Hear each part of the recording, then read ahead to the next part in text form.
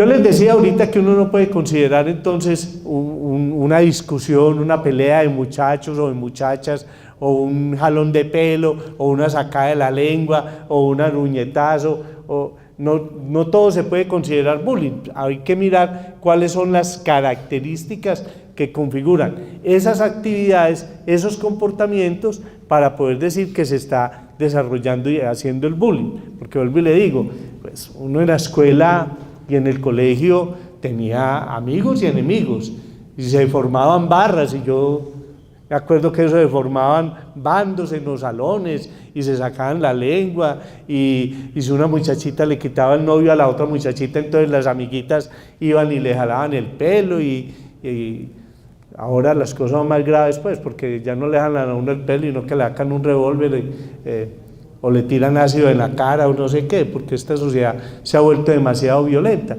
Pero vuelvo y digo, no todo comportamiento violento se puede considerar bullying. Hay unas características. Por ejemplo, el ataque o intimidación física, verbal o psicológica está destinada a causar miedo, dolor o daño en la víctima. O sea, hay un objetivo claro. O sea, no es que tuvimos una pelea y nos dimos golpes y yo lo quiero matar. No, tuvimos una pelea, pero ahí el objetivo no es seguirle causando daño. Muchos muchachos y muchos amigos se enfrascan en unas peleas a veces en el colegio por cualquier situación, se meten los papás, y al otro día los muchachos siguen de amigos y las mamás se siguen sacando la lengua, ¿sí? Y entonces los muchachos, para poderse volver a hablar, se tienen que ir para la vuelta de la esquina para poder seguir siendo amigos, porque se metieron las mamás. O sea, también hay que saber diferenciar las discusiones de muchachos y muchachas para saber si uno se mete o no en ellas. Entonces, esa intimidación tiene como objetivo el causar miedo, dolor y daño en la víctima. La agresión se produce sobre la misma persona, o sea, el bullying se lo van haciendo sistemáticamente a una misma persona, y se la hacen todos los días, y se la hacen a cada momento, y cuando está solo en el baño, o cuando está sola en el baño, o cuando va por el corredor, o cuando está en el recreo. Por lo general donde no hay un adulto, ¿no es cierto? Donde no hay un adulto, pero siempre está ahí, y le combinan todo tipo de bullying. A uno le pueden combinar todo tipo de bullying, le pueden combinar el bullying psicológico, el verbal, el bullying por internet y los golpes, y además le pueden quitar la lonchera y pedirle plata, sí, le pueden hacer de todo, o sea, pero es a una víctima en particular. Vuelvo y digo, el bullying no se da entre grupos. Se puede dar de un grupo a una víctima, pero no se da entre grupos. Entre grupos se daba, era lo que teníamos nosotros en el colegio, peleas entre bandos de grupos, y que se puede convertir muy grave en esta sociedad si tenemos influencias de combos y de bandas dentro de un colegio. Ahí ya no hablaríamos de bullying, sino que tendríamos que hablar de otro tipo de problema y de violencia al interior del colegio, de la escuela, que tendría que resolverse de otras maneras incluso. El objetivo de la intimidación suele ser un solo alumno, se puede ejercer en solitario o en grupo, pero se intimida a sujetos concretos. Bueno, eso es muy importante. Vuelvo y digo, si en un colegio estamos teniendo enfrentamientos de barras, de grupos de muchachos, tenemos que pensar que ahí es otro tipo de problema.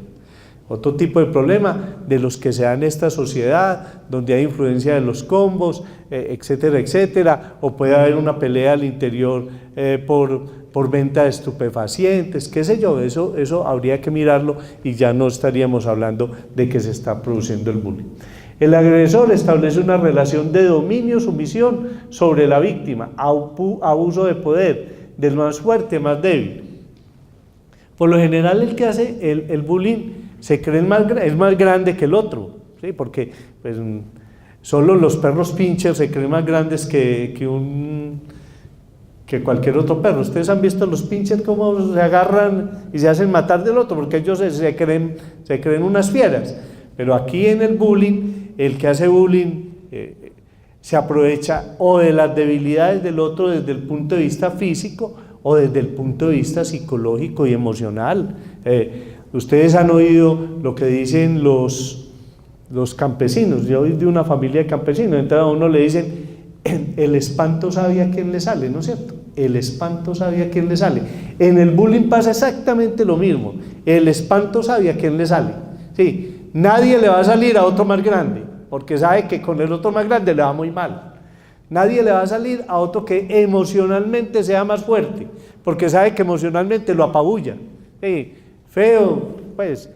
Entonces, parte de la estrategia incluso para enfrentar el bullying es hacer al otro más fuerte psicológicamente, enseñarle estrategias de asertividad a la persona que está siendo objeto del bullying, enseñarle no a dar golpes, sino a ser asertivo, saber cómo caminar, cómo mostrarse fuerte, cómo no mostrar sus debilidades. Entonces, esa otra característica es muy importante, es que el agresor se cree. Puede que de hecho en lo físico sea más grande, en la edad sea más grande, etcétera, etcétera, pero se cree más poderoso que el otro y por lo general lo que hay detrás de eso son unas carencias precisamente de autoestima, unas carencias emocionales, etcétera, etcétera, las que las transmite allí. La agresión supone un dolor no solo en el momento del ataque, sino en forma sostenida, ya que crea la expectativa en la víctima de poder seguir siendo blanco de ataques. Entonces, cuando una persona está siendo objeto del bullying, por lo general, una de las consecuencias del bullying es no querer volver al colegio, no querer volver a estudiar. ¿Por qué? Porque es que sabe que al otro día le va a pasar lo mismo, peor. ¿Sí? Es una cosa sistemática, permanente, deliberada, que se mantiene en el tiempo. Entonces eso va haciendo que la víctima vaya desarrollando ese gran miedo, ese gran temor, y entonces no ve la hora de que se acabe la clase, no ve la hora de poder salir corriendo y escapársele a su victimario, pero al otro día no quiere ir a estudiar y se inventa cualquier disculpa para ver, o se vuela del colegio o deja de asistir, o es una de las causas de deserción escolar importantes que hay que tener en cuenta. Cuando el hijo o la hija a uno le dice, yo no quiero, sáqueme de ese colegio, por lo general uno piensa que es una pataleta, que es que volvió, bueno, uno piensa miles de cosas, pero uno tiene que ir a preguntar, bueno, ¿y qué es lo que pasa? Con un agravante, y es que la víctima del bullying, por lo general, no quiere contar que le están haciendo bullying. ¿Y saben por qué no quiere contar que le están haciendo bullying? Porque uno de los objetivos del bullying es hacerlo sentir a uno miserable.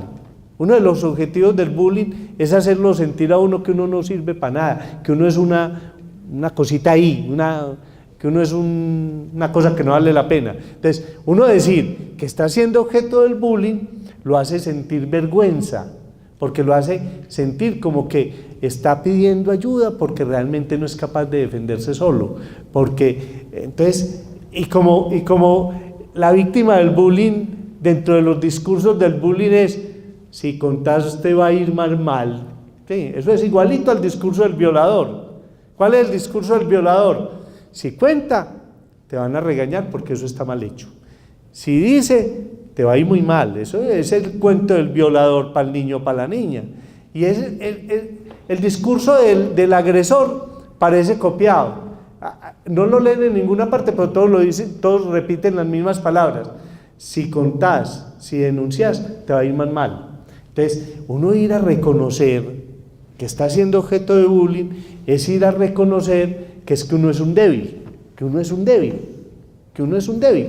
Entonces, por eso una de las características de esa agresión está establecida en ese dominio de supuesto poder donde yo soy el débil, y entonces reconocer que soy y estoy siendo sometido a un bullying es reconocerme como el débil. Entonces, por eso en el discurso y en el hablar con la niña, con el niño, con el adolescente que no quiere ir a estudiar,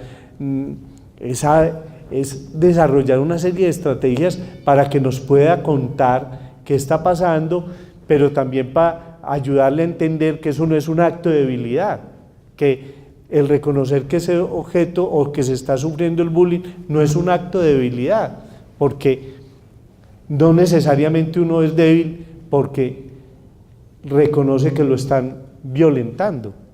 ¿Qué tal pues que todos nosotros no pusiéramos los denuncios de que nos están robando, nos están atracando o cualquier cosa, porque eso sería sentirnos que realmente sí somos muy débiles? Tenemos que hacer todo un proceso de maduración para entender que tenemos que recurrir a alguien que nos ayude, ¿no es cierto?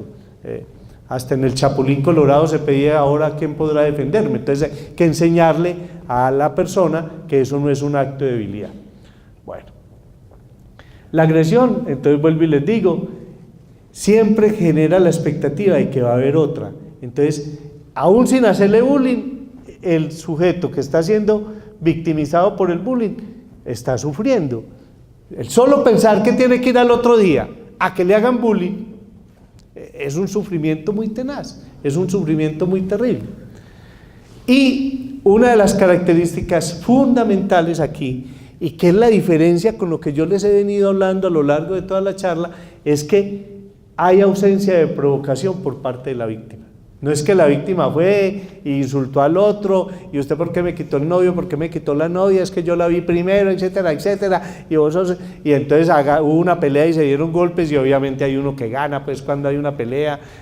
Por lo general los dos salen bien golpeados, pero hay uno que cree que ganó y el otro cree que perdió, y entonces van para la casa, llegan con los ojos como dicen por ahí colombinos, arañados y con el pelo arrancado. Entonces la mamá corre a decir que es que le hicieron bullying. No, por eso digo, hay que diferenciar una cosa de la otra, y esas son, digamos, las características que nos permiten ir definiendo de que sí existe el bullying.